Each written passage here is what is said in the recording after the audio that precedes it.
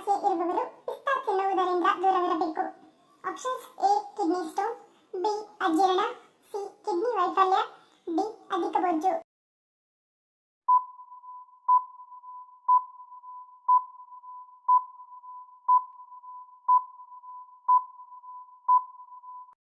ಸರಳ ಉತ್ತರ option A ಮತ್ತು ಬಿ.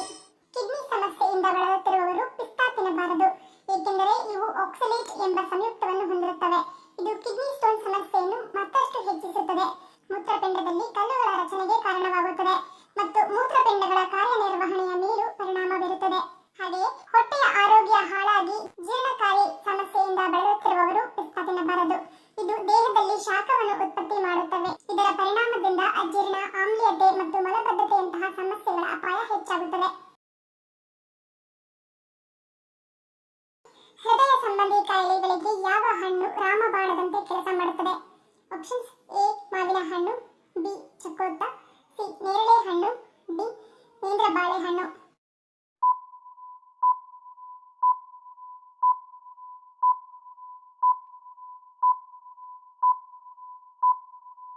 ಸರಿಯಾದ ಉತ್ತರ ಆಪ್ಷನ್ ಎ ನೇರಳೆ ಹಣ್ಣು. ನೇರಳೆ ಹಣ್ಣಿನಲ್ಲಿ ಔಷಧೀಯ ಗುಣಗಳು ಯಥೇಚ್ಛವಾಗಿವೆ.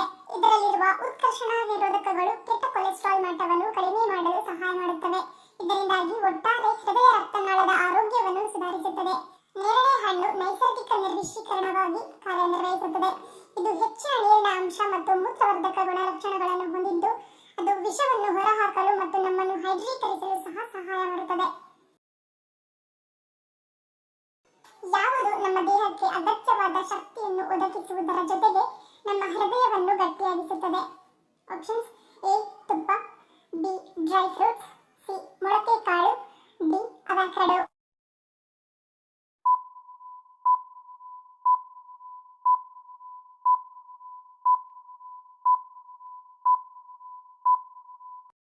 ಸರಿಯಾದ ಉತ್ತರ ಆಪ್ಷನ್ ಬಿ ಅವಕಾಡೋ.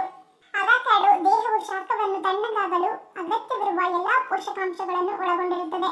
ಇದು ದೇಹವನ್ನು ಹೈಡ್ರೇಟ್ ಮಾಡುವುದರಿಂದ ಅಗತ್ಯವಾದ ಶಕ್ತಿಯನ್ನು ಒದಗಿಸಲು ಅನೇಕ ಪ್ರಯೋಜನಗಳನ್ನು ಹೊಂದಿದೆ. ಈ ಕಾರಣದಿಂದಾಗಿ ಅವಕಾಡೋವನ್ನು ನಮ್ಮ ಆಹಾರದಲ್ಲಿ ಸೇರಿಸಿಕೊಳ್ಳುವುದು ಉತ್ತಮ. ಅವಕಾಡೋ ಹಣ್ಣು ಆರೋಗ್ಯಕರ ಕೊಬ್ಬುಗಳು, ಫೈಬರ್ ಮತ್ತು ಕಾರ್ಬೋಹೈಡ್ರೇಟ್ಗಳ ಸಮತೋಲನವನ್ನು ಹೊಂದಿದ್ದು, ಅದು ನಮ್ಮ ದೇಹಕ್ಕೆ ನಿರಂತರ ಶಕ್ತಿಯನ್ನು ನೀಡುತ್ತದೆ. ಈ ಕಾರಣದಿಂದಾಗಿ ನಾವು ಸುಡುವ ಶಾಖದಲ್ಲಿಯೂ ಸಕ್ರಿಯವಾಗಿ ಮತ್ತು ತಾಜಾವಾಗಿರಲು ಸಾಧ್ಯವಾಗುತ್ತದೆ. ಅವಕಾಡೋಗಳು ಅಪರ್ಯಾಪ್ತ ಕೊಬ್ಬುಗಳಲ್ಲಿ ಅಧಿಕವಾಗಿವೆ. ಇದರಿಂದ ಹೊಟ್ಟೆ ತುಂಬಿದ ತೃಪ್ತಿ ಸಿಗುತ್ತದೆ. ಇದಲ್ಲದೆ ಈ ಅಪರ್ಯಾಪ್ತ ಕೊಬ್ಬುಗಳು ಹೃದಯವನ್ನು ಆರೋಗ್ಯವಾಗಿಡಲು ಸಹಾಯ ಮಾಡುತ್ತವೆ ಮತ್ತು ಈ ಕೊಬ್ಬುಗಳು ದೇಹವು ಕೊಬ್ಬು ಕರಗುವ ಜೀವಸತ್ವಗಳನ್ನು ಹೀರಿಕೊಳ್ಳಲು ಸಹಾಯ ಮಾಡುತ್ತದೆ. ನಾವು ಕುತ್ತಿಗೆಗೆ ಧರಿಸುವ ಟೈ ನಮ್ಮ ಆರೋಗ್ಯದ ಮೇಲೆ ಯಾವ ರೀತಿಯ ಪರಿಣಾಮವನ್ನು ಬೀರುತ್ತದೆ? ಆಪ್ಷನ್ಸ್: ಎ ಉಸಿರಾಟದ ತೊಂದರೆ, ಬಿ ಲಾಲಾರಸ ಕುಂಠಿತ, ಸಿ ಕಡಿಮೆ ರಕ್ತ ಸಂಚಾರ, ಡಿ ಅನ್ನನಾಳ ಸೋಂಕು.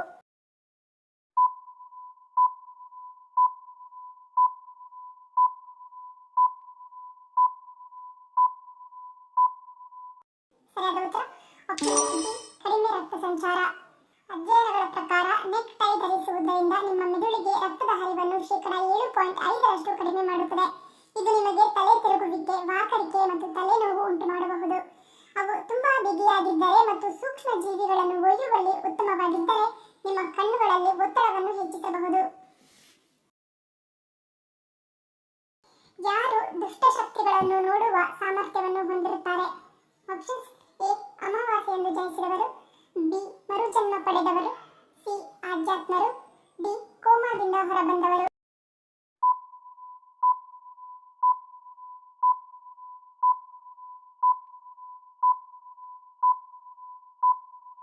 ಸರಿಯಾದ ಉತ್ತರ ಆಪ್ಷನ್ ಡಿ ಕೋಮಾದಿಂದ ಹೊರಬಂದವರು. ಕೊರಿಯಾದ ಮನಃಶಾಸ್ತ್ರಜ್ಞರ ಪ್ರಕಾರ ಒಬ್ಬ ವ್ಯಕ್ತಿಯು ಅಲ್ಪ ವಿರಾಮದಿಂದ ಎಚ್ಚರಗೊಂಡಾಗ ಅವರು ದೆವ್ವ, ರಾಕ್ಷಸರು ಮತ್ತು ಇತರ ಆದಿಸಾಮಾನ್ಯ ಜೀವಿಗಳನ್ನು ಎಲ್ಲೆಡೆ ನೋಡುವ ಸಾಧ್ಯತೆಯನ್ನು ಶೇಕಡ 90% ಹೊಂದಿರುತ್ತಾರಂತೆ. ಕರ್ಪೂರದೊಂದಿಗೆ ಯಾವುದನ್ನು ಸೇರಿಸಿ ಹಚ್ಚುವುದರಿಂದ ಮನೆ ಸದಾ ಶಾಂತವಾಗಿರುತ್ತದೆ? ಆಪ್ಷನ್ಸ್: ಎ ಲವಂಗ, ಬಿ ಬೇ ಎಲೆ, ಸಿ ಸಾಸಿವೆ, ಡಿ ಮೇಲಿನ ಎಲ್ಲವೂ.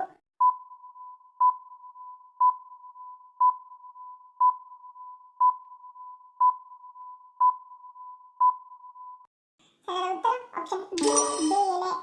ಕರ್ಪೂರವು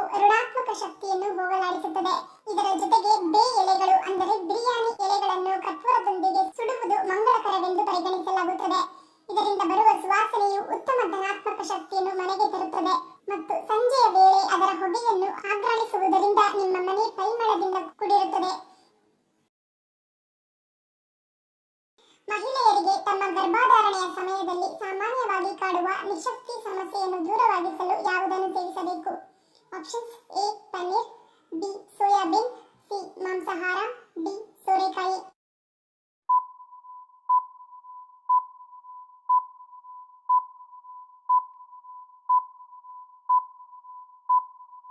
ಸರಿಯಾದ ಉತ್ತರ ಆಪ್ಷನ್ ಬಿ ಸೋರೆಕಾಯಿ. ಸೋರೆಕಾಯಿಯಿಂದ ತಯಾರಿಸಿದ ಆಹಾರವನ್ನು ತಿನ್ನುವುದರಿಂದ ಗರ್ಭಿಣಿಯರ ನಿಶಕ್ತಿ ದೂರವಾಗಿ ಒಳಗೆ ಬೆಳೆಯುವ ಮಗುವಿಗೆ ಪುಷ್ಟಿ ದೊರೆಯುತ್ತದೆ. ಅಲ್ಲದೆ ಇದು ಗರ್ಭಿಣಿಯರಲ್ಲಿ ರೋಗ ನಿರೋಧಕ ಶಕ್ತಿಯನ್ನು ಹೆಚ್ಚಿಸುತ್ತದೆ. ಜ್ವರಕ್ಕೆ ಕಾರಣವಾಗುವ ಕ್ರಿಮಿಗಳನ್ನು ಕೊಂದು ಹಲವಾರು ಬ್ಯಾಕ್ಟೀರಿಯಾಗಳ ಸೋಂಕಿನಿಂದ ನಮಗೆ ರಕ್ಷಣೆ ಒದಗಿಸುವುದು ಯಾವುದು? ಆಪ್ಷನ್ಸ್: ಎ ಅಂಜೂರ, ಬಿ ಸೇಬು, ಸಿ ಹಾಲು, ಡಿ ಒಣದ್ರಾಕ್ಷಿ.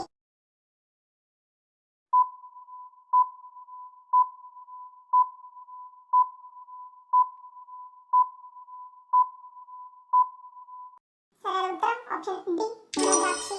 ಈ ಅದ್ಭುತ ಒಣಫಲವು ಹಲವು ವಿಟಮಿನ್ಗಳು, ಖನಿಜಗಳು ಮತ್ತು ಇತರ ಆರೋಗ್ಯವನ್ನು ಉತ್ತಮಗೊಳಿಸುವ ಸಂಯುಕ್ತಗಳನ್ನು ಹೊಂದಿದ್ದು ಒಟ್ಟಾರೆ ಆರೋಗ್ಯದ ವೃದ್ಧಿಗೆ ತುಂಬಾ ಅಗತ್ಯವಾಗಿದೆ. ಅಲ್ಲದೆ ಹಲವಾರು ಕಾಯಿಲೆಗಳನ್ನು ತಡೆಗಟ್ಟಲು ನೆರವಾಗುತ್ತದೆ. ನಿತ್ಯ ಕೊಂಚ ಪ್ರಮಾಣದಲ್ಲಿ ಒಣದ್ರಾಕ್ಷಿಯನ್ನು ತಿನ್ನುವ ಅಭ್ಯಾಸ ಮಾಡಿಕೊಳ್ಳುವುದರಿಂದ ಇದರಲ್ಲಿರುವ ಕ್ರಿಮಿನಾಶಕ ಆಂಟಿ ಆಕ್ಸಿಡೆಂಟ್ ಗುಣಗಳು ಜ್ವರಕ್ಕೆ ಕಾರಣವಾದ ಕ್ರಿಮಿಗಳನ್ನು ಕೊಂದು ಹಲವಾರು ಬ್ಯಾಕ್ಟೀರಿಯಾಗಳ ಸೋಂಕಿನಿಂದ ನಮಗೆ ರಕ್ಷಣೆ ಒದಗಿಸುತ್ತದೆ. ಕೆಲವರಿಗೆ ಹಾಲು ಮತ್ತು ಹಾಲಿನ ಉತ್ಪನ್ನಗಳ ವಾಸನೆ ಅಥವಾ ಅವುಗಳನ್ನು ಸೇವಿಸಿದಾಗ ವಾಕರಿಕೆ ಬರಲು ಕಾರಣವೇನು? ಆಪ್ಷನ್ಸ್: ಎ ಅಲರ್ಜಿ, ಬಿ ಅಜೀರ್ಣ, ಸಿ ದೇಹದ ಪ್ರತಿಕ್ರಿಯೆ, ಡಿ ಕಿಣ್ವ ಕೊರತೆ.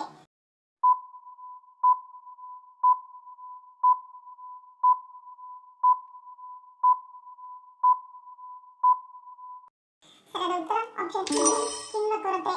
ಹಾಲಿನಲ್ಲಿ ಲ್ಯಾಕ್ಟೋಸ್ ಎಂಬ ಸಕ್ಕರೆಯ ಅಂಶವಿದೆ. ಈ ನೈಸರ್ಗಿಕ ಸಕ್ಕರೆಯನ್ನು ಸಣ್ಣ ಕರುಳಿನಿಂದ ಹುಟ್ಟುವ ಲ್ಯಾಕ್ಟಸ್ ಕಿಣ್ವಗಳು ವಿಭಜಿಸಿ ಹಾಲನ್ನು ಜೀರ್ಣಿಸುತ್ತವೆ.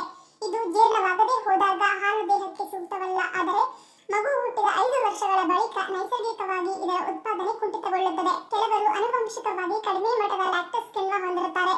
ಇದರಿಂದಾಗಿ ಕೊಂಚ ಹಾಲು ಸೇವಿಸಿದರೂ ಸಾಕು, ಅವರಿಗೆ ಅದನ್ನು ಜೀರ್ಣಿಸಿಕೊಳ್ಳಲು ಸಾಧ್ಯವಾಗದು. ಈ ರೀತಿ ಹಾಲಿನ ಅಲರ್ಜಿಯನ್ನು ಲ್ಯಾಕ್ಟಸ್ ಅಸಹಿಷ್ಣು ಎನ್ನಲಾಗಿದೆ. ಲ್ಯಾಕ್ಟಸ್ ಕಿಣ್ವಗಳು ಸಾಮಾನ್ಯವಾಗಿ ಹಾಲಿನಿಂದ ಗ್ಲೂಕೋಸ್ ಮತ್ತು ಡೈಲ್ಯಾಕ್ಟೇಸ್ ಸಕ್ಕರೆಯೊಳಗೆ ವಿಭಜನೆ ಹೊಂದುತ್ತದೆ. ಲ್ಯಾಕ್ಟೇಸ್ ಕಿಣ್ವಗಳು ಸಣ್ಣ ಕರುಳಿನಲ್ಲಿ ಹೆಚ್ಚಾಗಿ ಉತ್ಪಾದನೆಯಾಗದೇ ಹೋದಾಗ ಹಾಲಿನಲ್ಲಿರುವ ಲ್ಯಾಕ್ಟೋಸ್ ಅಂಶ ನೇರವಾಗಿ ದೊಡ್ಡ ಕರುಳಿಗೆ ಹರಿಯುತ್ತದೆ. ಇಲ್ಲಿ ಅದು ಅಲ್ಲಿರುವ ಬ್ಯಾಕ್ಟೀರಿಯಾದೊಂದಿಗೆ ಪ್ರತಿಕ್ರಿಯಿಸುತ್ತದೆ. ಫಲಿತಾಂಶವಾಗಿ ಅತಿಸಾರ, ತಲೆ ಸುತ್ತು, ಕೆಲವು ಬಾರಿ ವಾಂತಿ, ಹೊಟ್ಟೆ ನೋವು, ಹೊಟ್ಟೆ ಉಬ್ಬರದಂತಹ ಸಮಸ್ಯೆಗಳು ಕಾಡುತ್ತವೆ. ಭಾರತದ ಯಾವ ರಾಜ್ಯದಲ್ಲಿ ಒಂದೇ ಒಂದು ಹಾವು ಮತ್ತು ನಾಯಿಯು ಕಾಣಸಿಗುವುದಿಲ್ಲ? Options: A Ladakh, B Andaman, C Assam, D Lakshadweep.